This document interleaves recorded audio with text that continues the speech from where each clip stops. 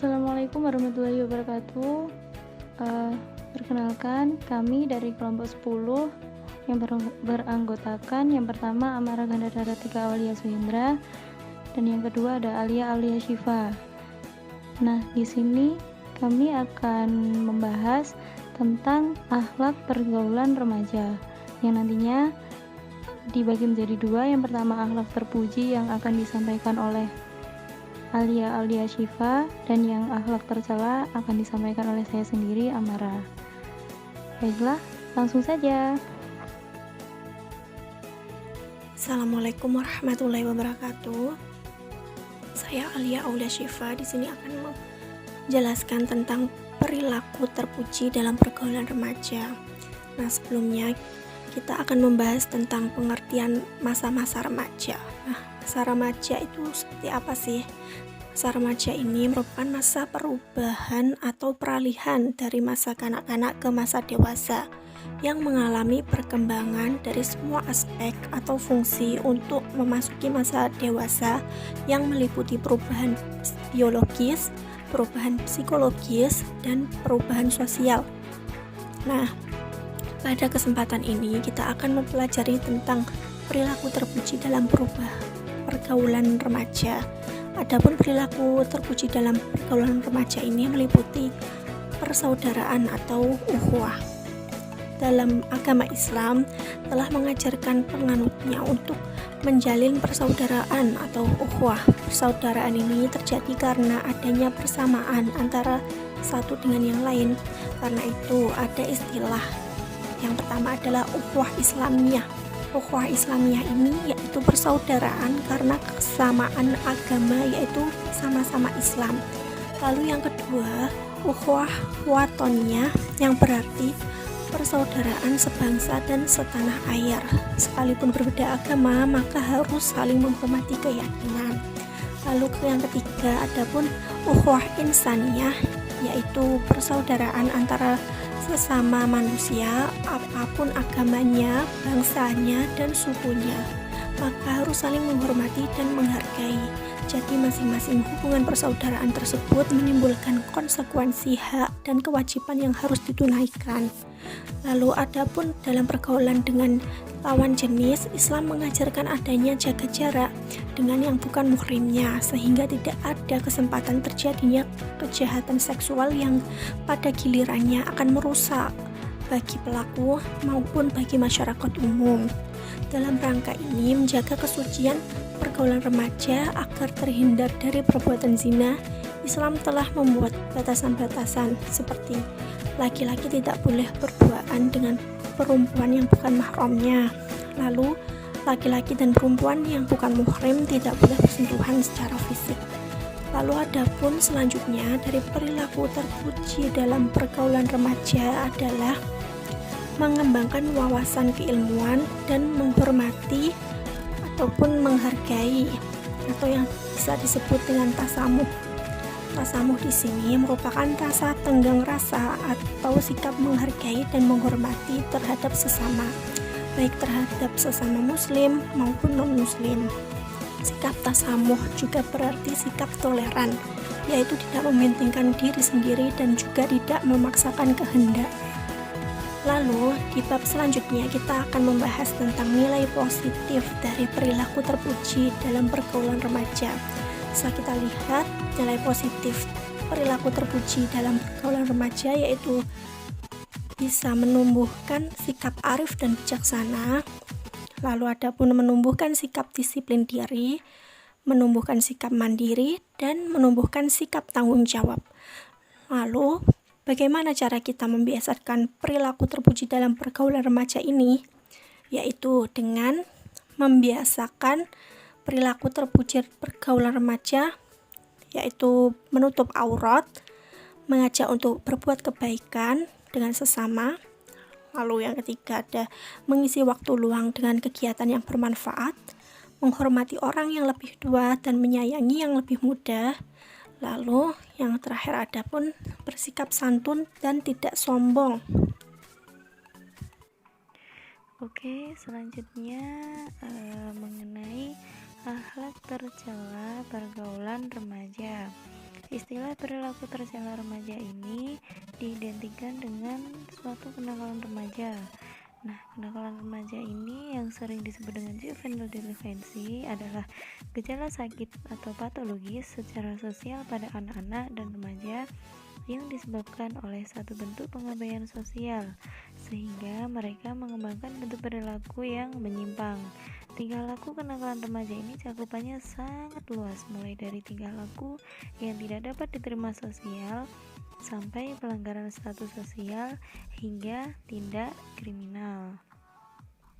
Nah, bentuk-bentuk dari akhlak tercela pergaulan remaja ini, yang pertama ada pergaulan bebas atau free sex. Hubungan seksual sebelum atau di luar nikah tidak dapat dibenarkan. Sekali lagi, tidak dapat dibenarkan ya.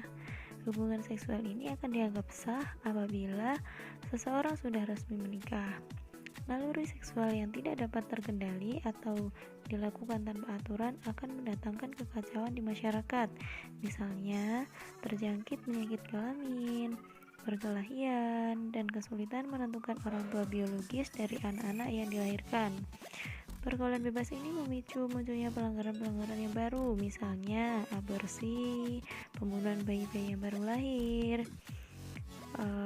dan juga merugikan bagi khususnya orang tua itu sendiri. Hamil di luar nikah ini akan bawa malapetaka juga loh bagi diri sendiri maupun orang tuanya. Karena apa? Karena mereka membawa aib keluarga, juga bisa mendatangkan masalah. Nah, maka dari itu, para remaja harus menghindarkan diri dari segala jenis pergaulan yang dapat menjerumuskan pada pergaulan bebas. Memilih teman juga penting. Boleh berteman asalkan kita bisa memilah-milah. Akan tetapi kita juga tidak boleh istilahnya menuduh atau menuding ya. Jadi boleh memilih teman asalkan dengan baik, seperti itu. Kemudian tawuran. Remaja yang terlibat dalam tawuran ini seringkali dipicu oleh persoalan-persoalan yang sederhana ya. Misalnya itu kayak saling ejek, terus senggolan kendaraan, terus memanggil dengan sebutan orang tua, dan lain sebagainya. Yang lebih memprihatinkan lagi ini ialah adanya beberapa remaja yang terlibat dalam tawuran tetapi tidak tahu penyebabnya. Nah, ini mereka hanya ikut-ikutan saja atas nama solidaritas. Ini yang dikelirukan. Maka dari itu, remaja ini harus jeli dan hati-hati ya apabila menghadapi permasalahan semacam ini. Jadi jangan ikut, istilah Jawanya geruda-geruduk gitu ya. jangan geruda-geruduk menyikapi permasalahan, apalagi ikut tawuran tanpa tahu penyebabnya. Kemudian mengkonsumsi minuman keras. Di dalam alkohol ada racun yang disebut protolasmik, yaitu racun yang mempunyai efek depresan pada sistem saraf, sehingga orang yang mengkonsumsi minuman alkohol secara berlebihan akan kehilangan kemampuan untuk mengendalikan diri baik secara fisik, psikologis maupun sosial. Hal inilah yang menyebabkan seseorang pemabuk sering melakukan keonaran atau keributan, bahkan perkelahian hingga pembunuhan. Oleh karena itu, pemabuk yang alkoholis atau pecandu alkohol berat ini maupun pengedar minuman keras ini dianggap melanggar norma-norma sosial dalam masyarakat. Selain itu juga meresahkan warga kan ya. Kalau sudah membuat onar pasti warga itu merasa terganggu. Nah, seperti itu. Kemudian penyalahgunaan narkoba.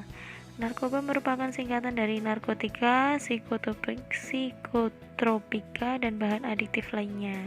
Dampak yang ditimbulkan dari mengkonsumsi narkoba ini sungguh sangat membahayakan. Pada awalnya, narkotika digunakan untuk keperluan medis, namun dalam perkembangannya sering sekali disalahgunakan bukan hanya kepentingan medis. Di dunia medis pun narkotika juga digunakan untuk keperluan operasi medis karena dapat memberikan rasa nyaman sehingga menghilangkan rasa sakit untuk sementara waktu saja. Namun, apabila digunakan tanpa pengawasan dokter, maka akan sangat membahayakan karena akan berpengaruh pada sistem kerja otak dan dapat menimbulkan ketergantungan atau kecanduan, seperti itu. Lalu, apa dampak tercela pergaulan remaja? Dampak tercela dari pergaulan remaja ini yang pertama ada bertentangan dengan nilai-nilai ajaran agama. Fenomena kekerasan dan tawuran antar pelajar ini bahkan antar mahasiswa atau antar kelompok masyarakat lainnya sering terjadi di tengah masyarakat. Perilaku reaktif dan emosional secara berlebihan kadang-kadang hanya dipicu oleh hal-hal sepele, amuk massa sehingga beringas melawan aparat atau unjuk rasa yang anarkis sering juga terjadi. Kejadian-kejadian tersebut sering mengakibatkan jatuhnya korban jiwa dan kerugian material. Tentunya perilaku yang demikian ini adalah sangat bertentangan dengan nilai-nilai agama. Maka dari itu harus dihindari khususnya para remaja. Yang kemudian ada hilangnya budaya malu. Ingat, malu adalah sebagian dari iman. Hilangnya iman diawali dari hilangnya rasa malu pada diri seseorang. Orang yang punya rasa malu, dia akan hati-hati dalam melakukan suatu perbuatan. Remaja yang punya rasa malu apabila melakukan suatu perbuatan, ia selalu menjaga martabat serta harga dirinya.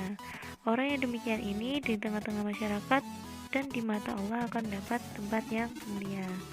Berbeda kalau remaja kehilangan rasa malu, mereka cenderung bangga dengan perilaku tercela yang dilakukan, bahkan merasa perbuatan salah yang dilakukannya sebagai suatu kebenaran, padahal masyarakat memandangnya sebagai suatu perbuatan yang berakhlak rendah. Begitu juga dengan Allah akan menempatkan dia pada kehidupan yang hina.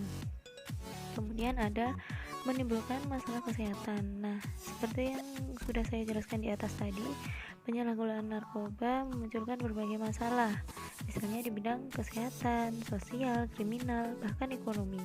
Dalam banyak kasus, penyalahgunaan narkoba telah terjadi di beberapa bidang ya, seperti kesehatan ini, misalnya penularan virus HIV atau AIDS yang mematikan.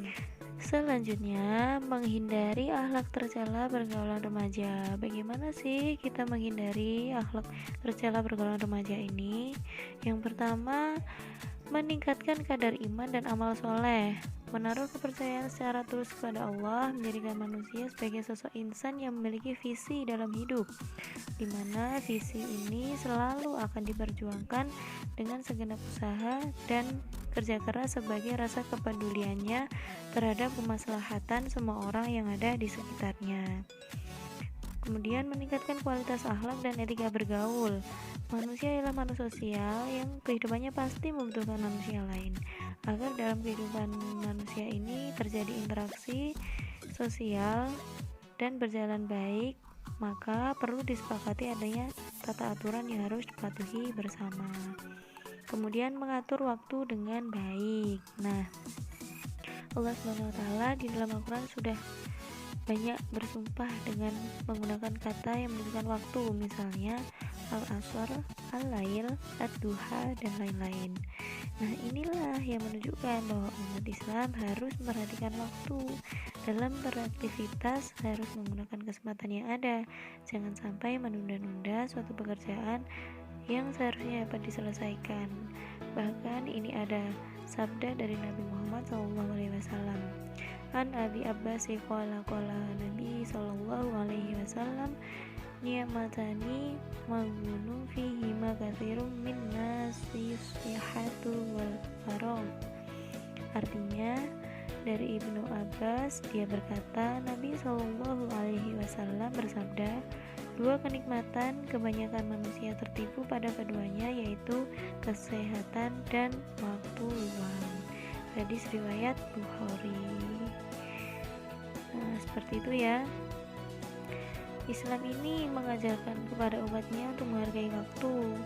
Masa remaja adalah masa untuk mempersiapkan diri demi masa depan dirinya, masyarakat, bangsa, dan negara. Maka dari itu, para remaja ini harus menggunakan kesempatan waktunya dengan sebaik-baiknya dengan melakukan kegiatan-kegiatan yang positif. Demikian yang dapat kami sampaikan dari kelompok 10. Apabila ada kurang lebihnya, kami mohon maaf. Wabillahi taufiq wal hidayah. Wassalamualaikum warahmatullahi wabarakatuh.